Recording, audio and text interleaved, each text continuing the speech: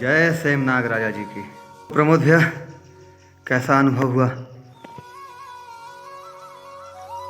मोहित हो गया। मोहित तो हो ही जाना है प्रभु, इस स्थान पर पहुंचने के बाद हर एक प्राणी को। बारंबार हम शब्दों का प्रयोग करते हैं कि शब्द नहीं है, पर्याप्त नहीं है ऐसी जगह को वर्णन करने के लिए जी, लेकिन ये उनसे भी ऊपर है वास्तव में भैया। और इनकी असीम कृपा जो हमें यहाँ ये सौभाग्य प्राप्त हुआ है।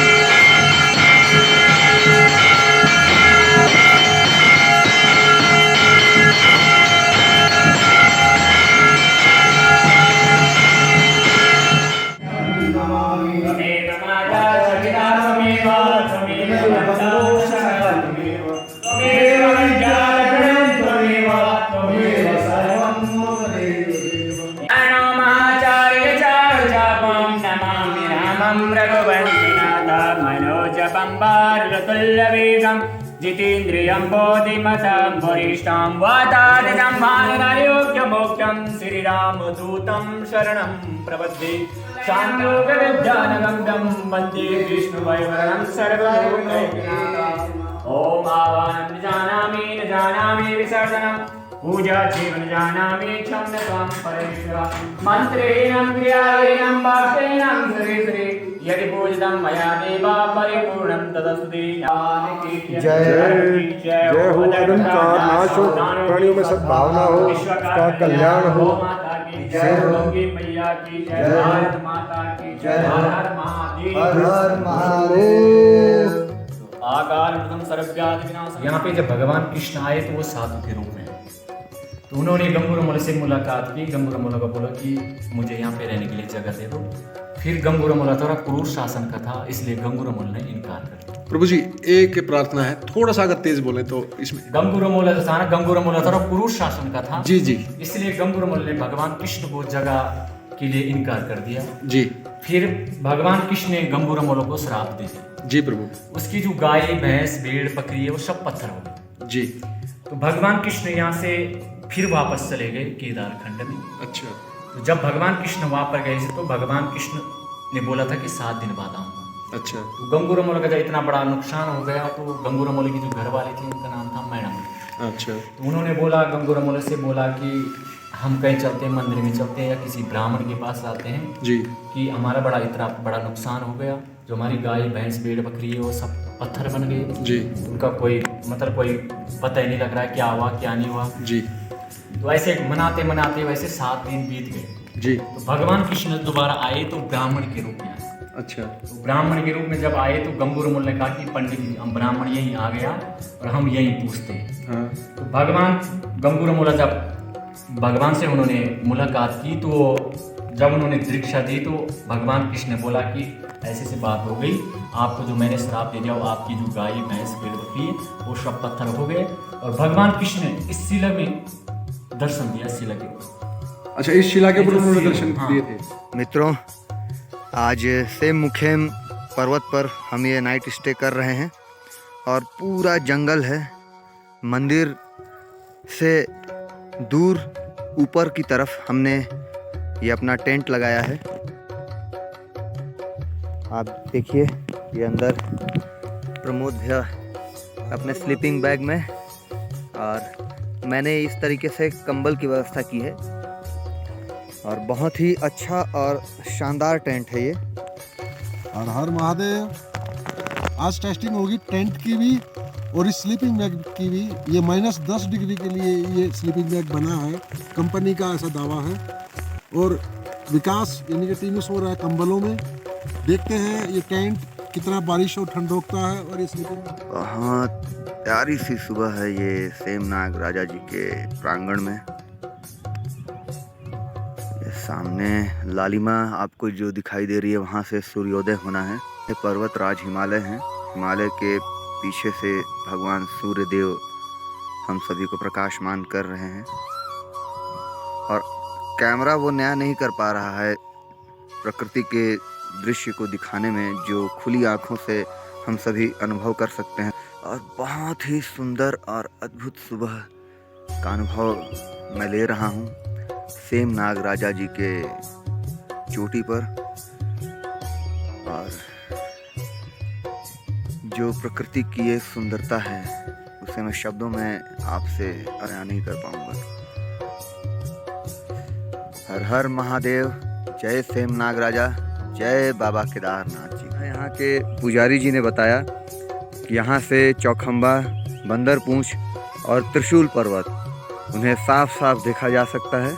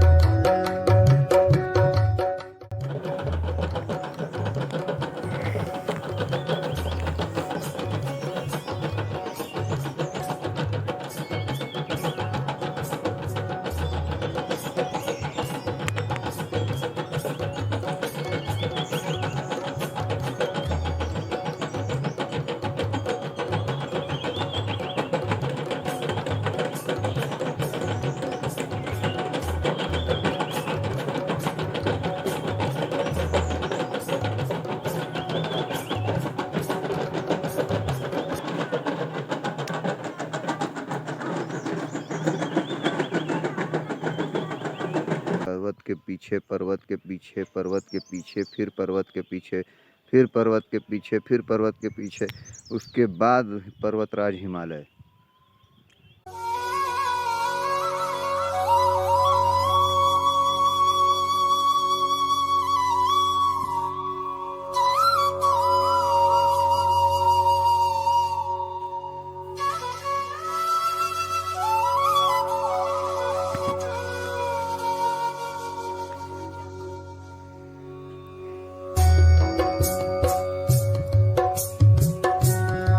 ये भेड़ चराने जा रहे हैं, ऊपर से आए हैं।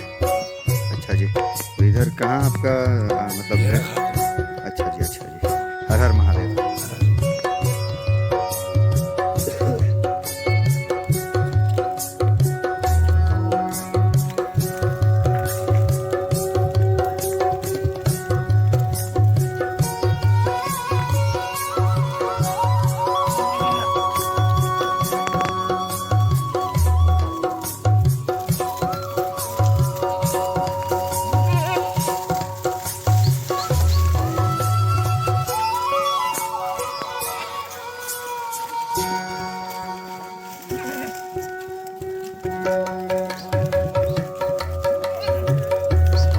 अभी इस रास्ते से हम वहाँ नीचे से आए हैं और अभी ऊपर की तरफ जा रहे हैं। जिस रास्ते पे उधर प्रमोद भैया चलते हुए आपको दिखाई दे रहे हैं, इधर से घूमते हुए हम उस तरफ उस पहाड़ की चोटी पर जाएंगे।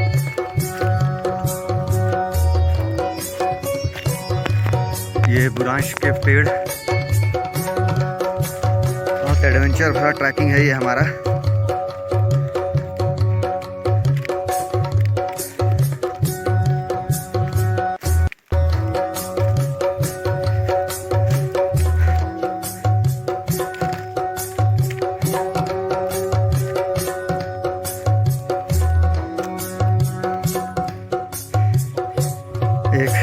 मार्गदर्शक के रूप में प्रमोद भैया।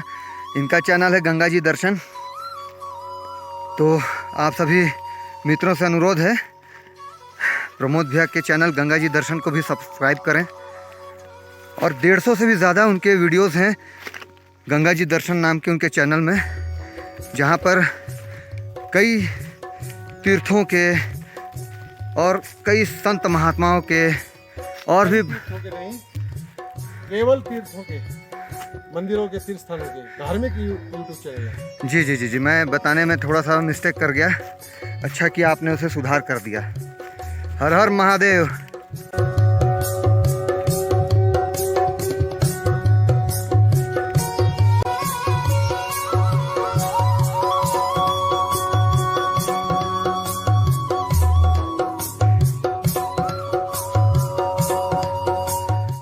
ट्रैकिंग आसान नहीं है जैसा हमको लगता है देखने में।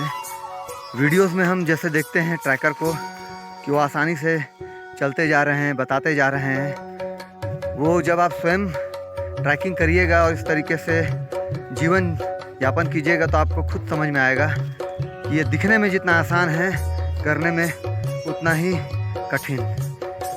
और भी यात्रीगण आए हुए हैं जो हम जिधर पर्वत की चोटी पर जा रहे हैं शायद वो भी, हाँ शायद नहीं, वो भी साथी हैं।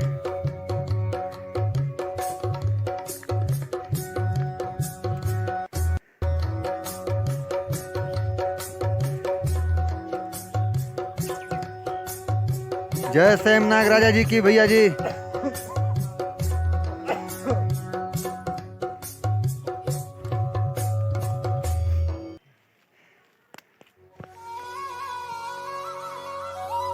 रात में आप लोग शायद देर से पहुंचे।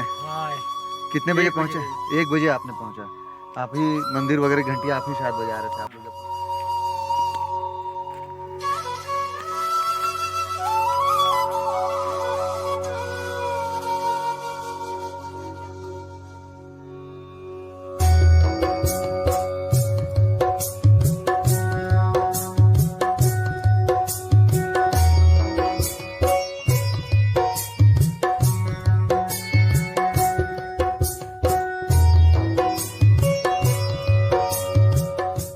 अब पर्वत की दूसरी चोटी के पास लगभग पहुंच गए हैं हम।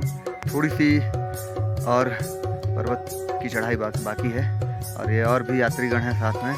जय सेमनाग राजा जी महाराज जी। जी जय हो, जय हो जी, जय हो, जय हो। कैसे हैं आप? ठीक है महाराज, ठीक है।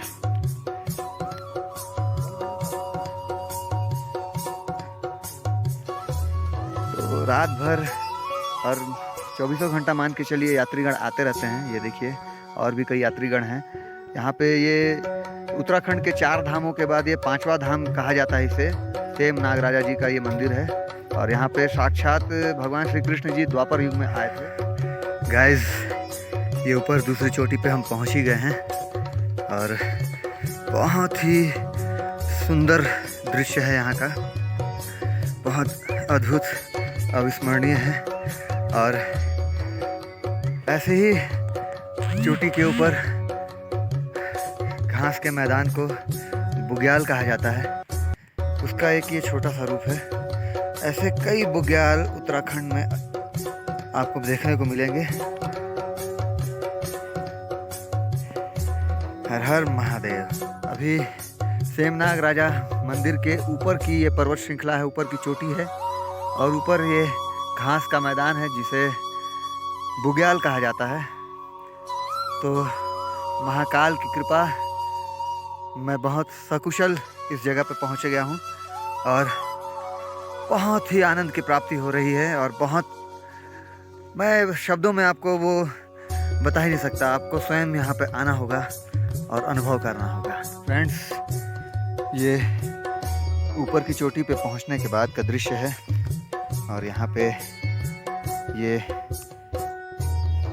धाम है।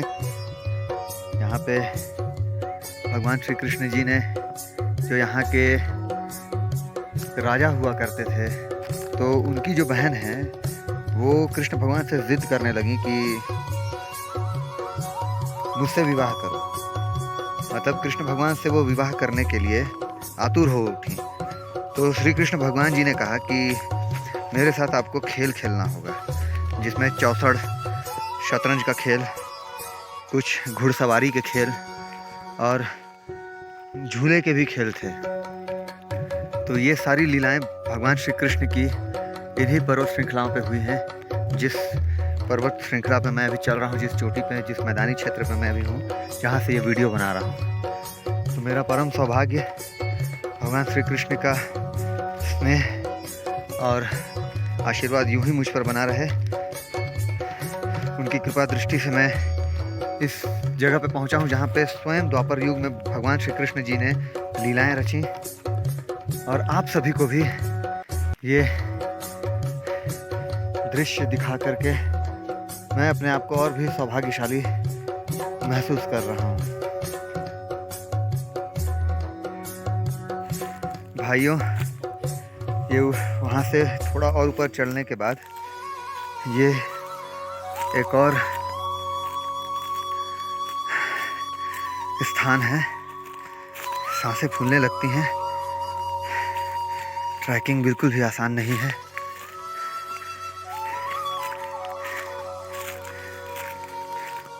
जय सेमनाग राजा जी की जय हो। जय श्री कृष्ण भगवान की। श्री कृष्ण गोविंद हरे मुरारी, श्रीनाथ नारायण वासुदेव। यहीं पे बैठकर प्रभु ने अपनी लीलाएं रची हैं और मैं आप सभी के आशीर्वाद और बाबा महाकाल के कृपा से आज उस स्थान पे हूँ जहाँ द्वापर युग में भगवान श्री कृष्ण जी ने स्वयं आकर लीलाएं रची। जय श्री कृष्ण गोविंद हरे मुरारी।